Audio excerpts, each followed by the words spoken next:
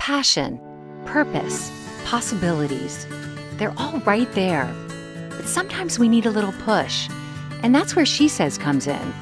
Think of it as a master class taught by the world's most interesting women, sharing stories and ideas, because girlfriends help each other. This is SheSez with Linda Grasso. Hello and welcome to SheSez. Our guest today is Rebecca Williamson, co-founder of Face Halo. The company has developed an innovative way to clean your face. Rebecca, a native of Australia, spent the first 7 years of her career as a talent agent, representing Australian actors including Naomi Watts and Simon Baker. Her focus changed when she married the actor Dominic Purcell and gave birth to 4 kids in just 4 years. As her kids got older, Rebecca found she had a bit more time to herself, and she got productive, coming up with the idea for Face Halo. Rebecca, thanks for joining us. Thank you. Thanks for having me. So before we get into Face Halo, because I want to talk a little bit about your cool product, I want to talk about where you were in life when you started feeling like you had some time to develop something.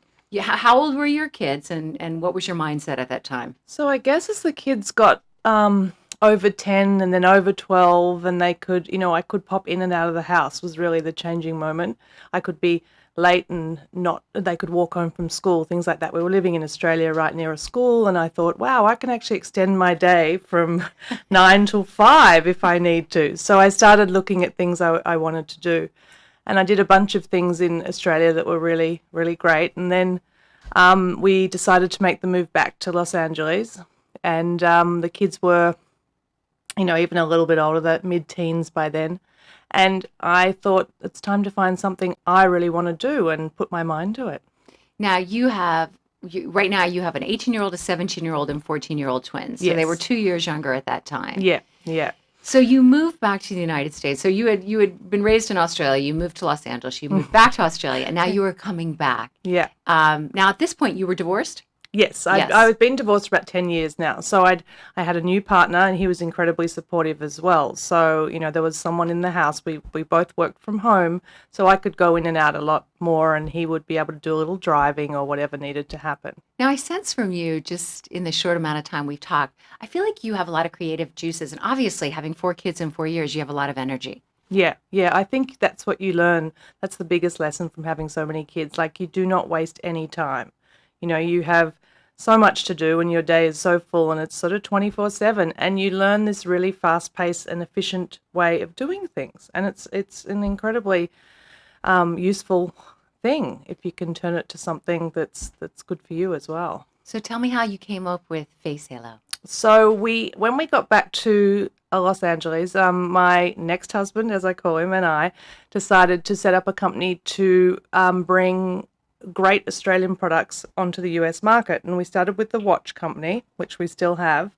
And then a friend of mine came to stay, longtime friend. We've been friends for about 25 years. She's also married to an actor, or she's still married to him, but he's not an actor anymore. But we had that history.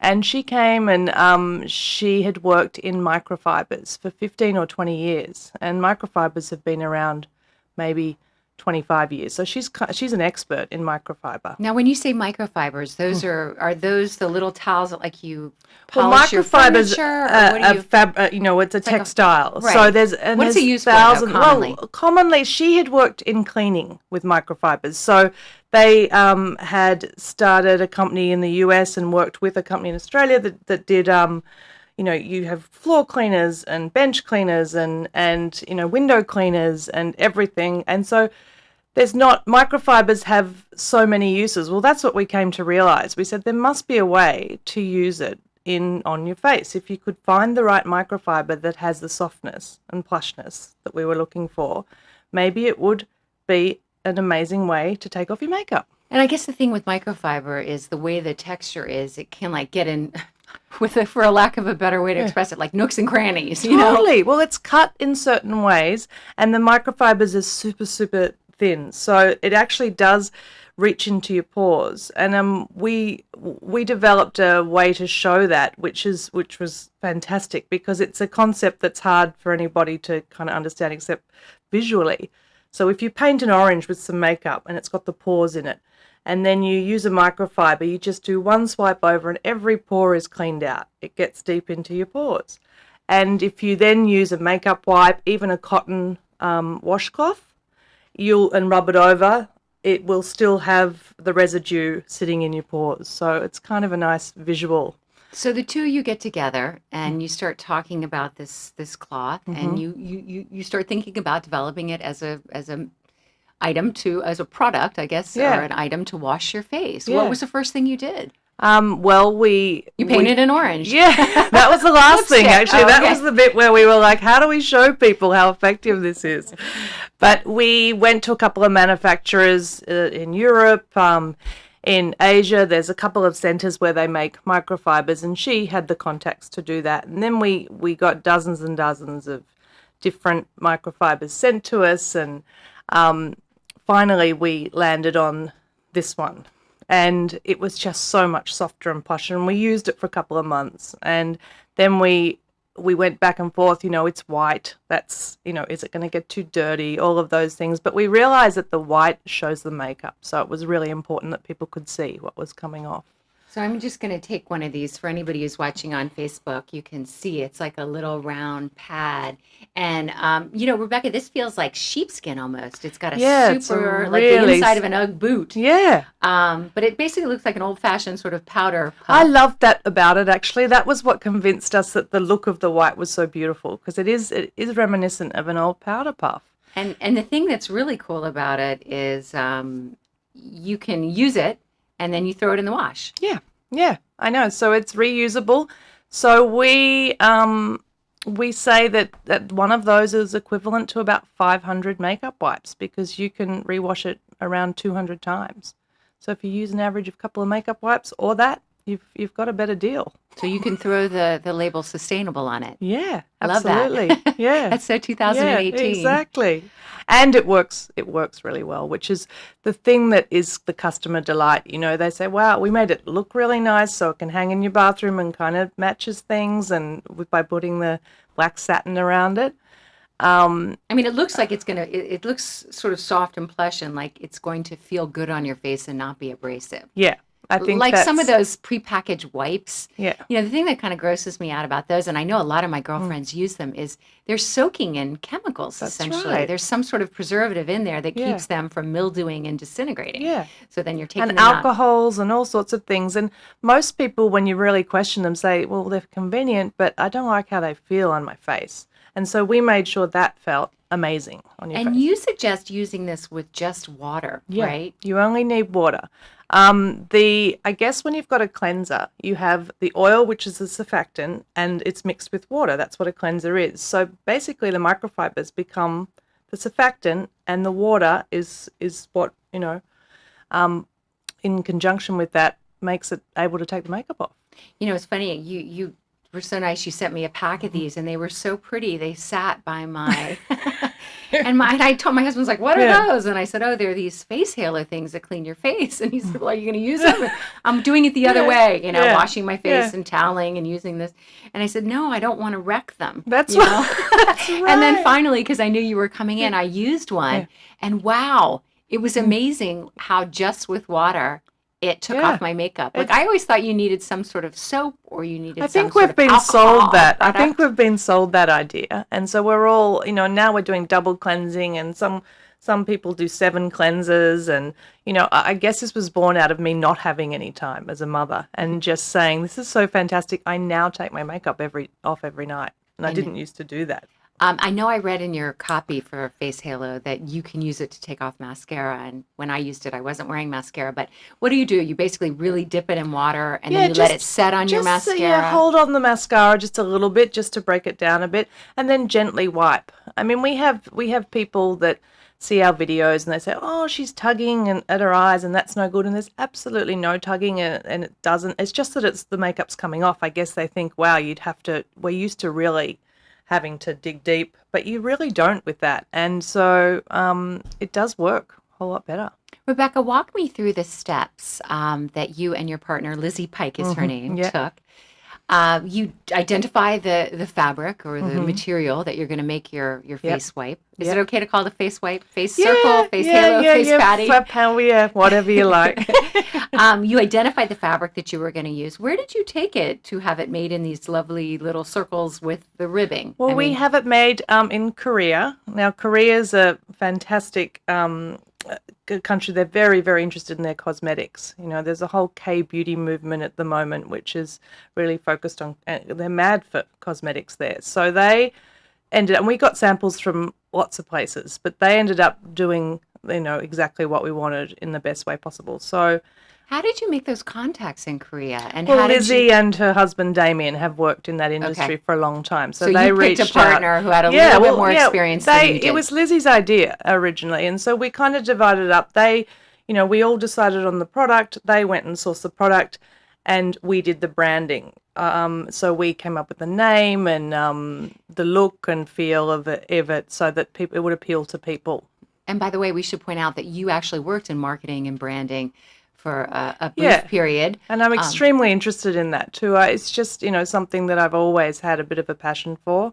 And if you can bring something that's environmentally better and works better and you can make people, you know, see it and want it, I love that idea. So you make this product, you create it, you pick your manufacturer in Korea, and you start selling it online. And I mean, obviously you had some great contacts that you got Naomi Watts to show up at a party and Instagram it. Very Brilliant. supportive friends. I have a bunch of really supportive friends who are all doing amazing things, and you know, it doesn't matter if you're just making a little makeup pad, they are there for you, which is it's a really lovely female support network. And then you got a break when you developed a relationship with a YouTuber, a makeup artist. Her name is Chloe. Chloe Morello. She's absolutely fantastic. And I didn't really know much about YouTubers either. I was, you know, I didn't know the influence they had. I'd been in celebrity endorsements. So what I would do was put actors with brands, and that was fantastic. But there was this whole new world developing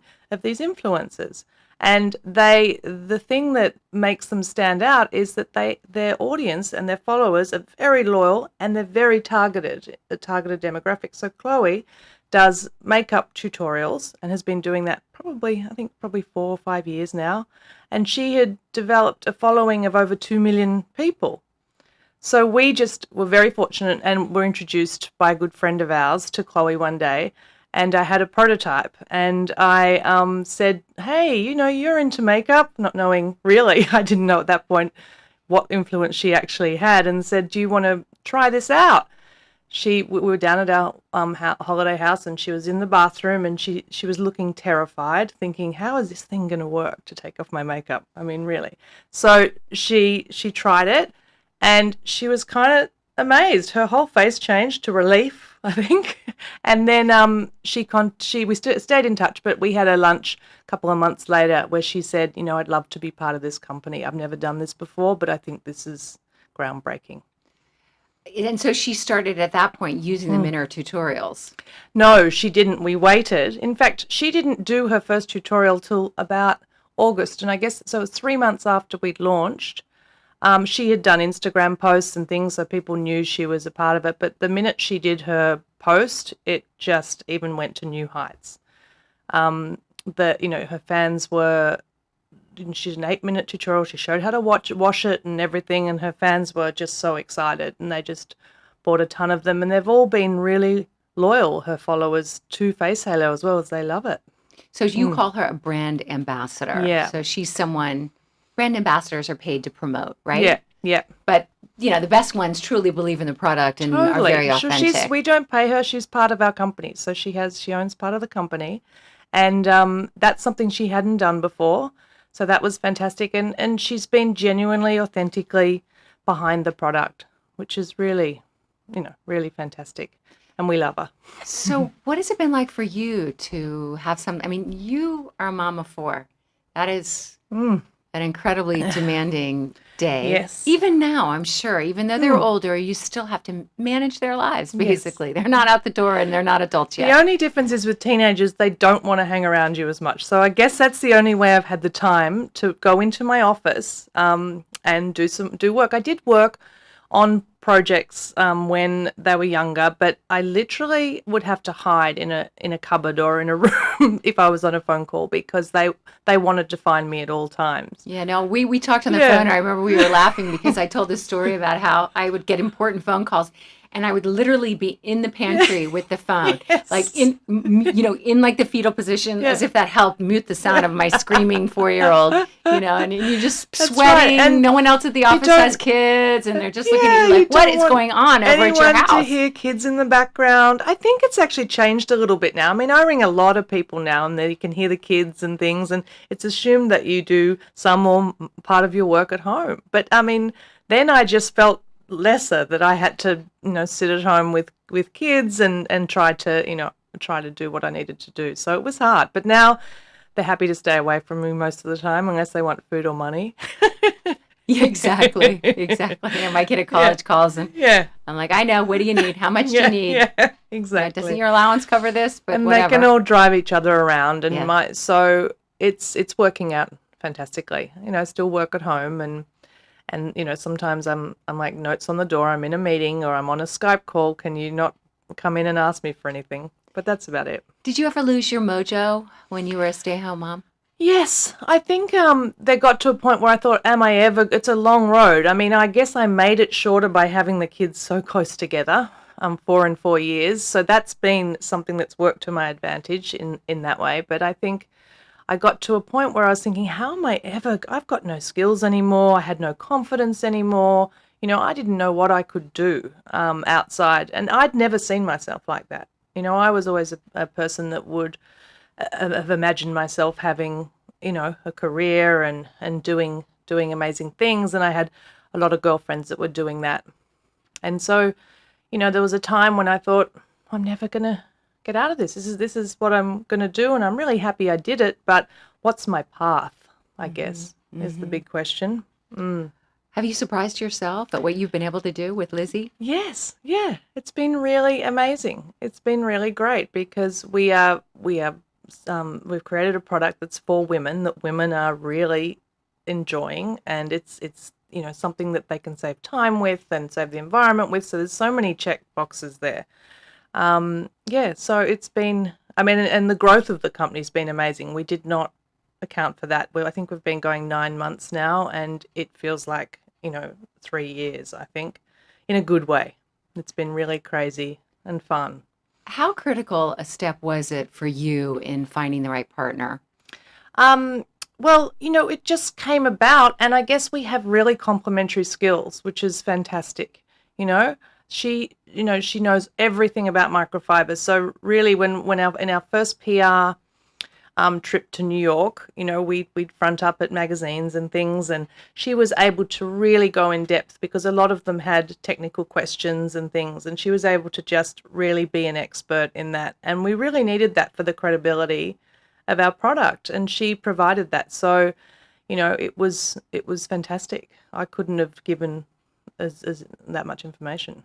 What is your ultimate hope or dream or aspiration for Face Halo? Do you want to get it, say, for example, in Sephora or Ulta Beauty? I think so. Eventually, we're just working on that now. We've just all the opportunities that have come to us so far have come to us. We've sought nobody so far, which has really been something that wasn't in the plan either. So we're just about to launch in Olive Young, which is a South Korean store, which is the Sephora of South Korea.